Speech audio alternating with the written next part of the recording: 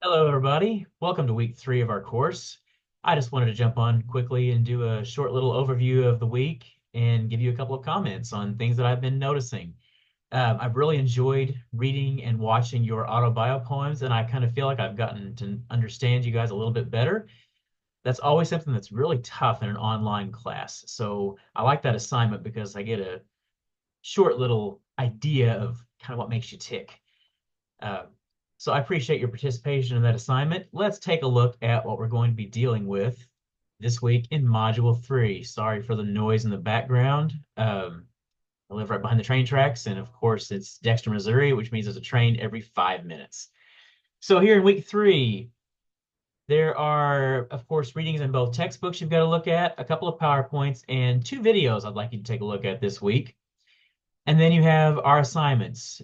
For discussion A and discussion B, it's the typical requirements. First post due by Thursday night, responses to 3 peers due by Sunday. And I had a question asked today that made a lot of sense, was a good question. So I wanted to share my answer with everybody. There is a criteria on the grading rubric that talks about responses to people who respond to your post. I'm not worried about you trying to respond to every single person who posts on your discussion posts. What I will say is that somebody asks you a question specific to your post, I would like you to respond to that, but I'm not going to be digging through responses and grading all of that. I certainly don't want you to have to wait until, be checking your post until midnight, the night that everything's due, in case somebody's posting something very late. So don't worry about having to respond to everybody that comments under your thread. Just make sure you're making your initial post and you're doing 3 peer responses.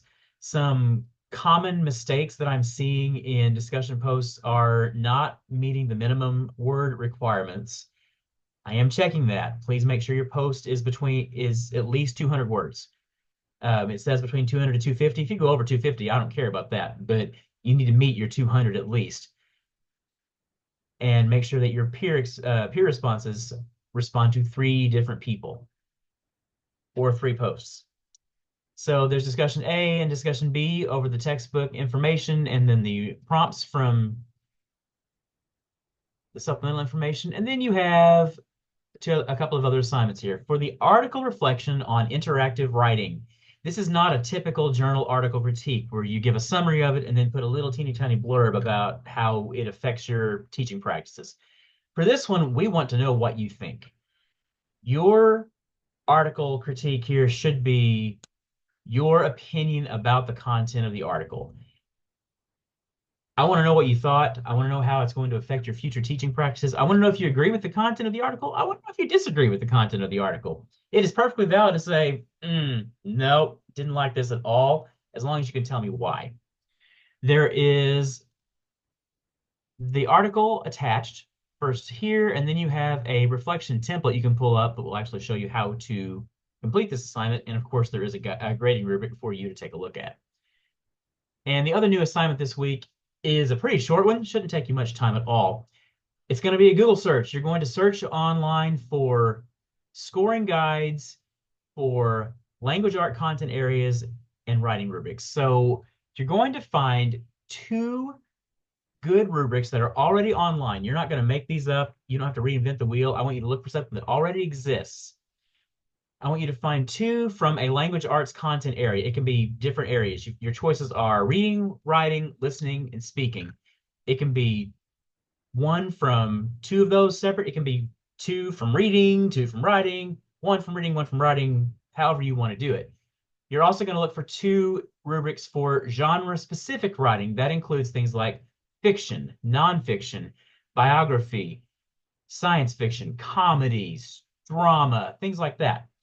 So you're going to look for 4 rubrics, essentially. You're looking for 4 scoring guides that you could use to score students' work in these areas. Label each one of them with whatever language arts area that it addresses or genre that it includes. Upload it here to the Canvas site and also save it in your language arts e-file for the end of the week or the end of the course review for your digital learning file. The other one I wanted to point out is the writer's notebook with 12 dates entries is due this week. at the end of Module 3. There was a little bit of confusion about that. I apologize. But the due date is November 3rd, which is next Sunday. So this was your right for 2 weeks, 10 minutes a day, 12 days, 2 weeks, and post your entries. So that is not due at the end of Module 2. That is due at the end of this week, at the end of Module 3. Believe that is all we have this week.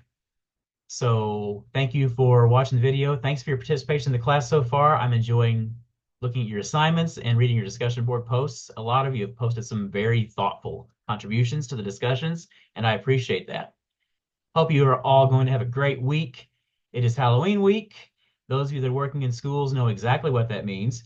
And I am eternally grateful that my school has decided that the day after Halloween this year is going to be a professional day. So we will have no students in attendance.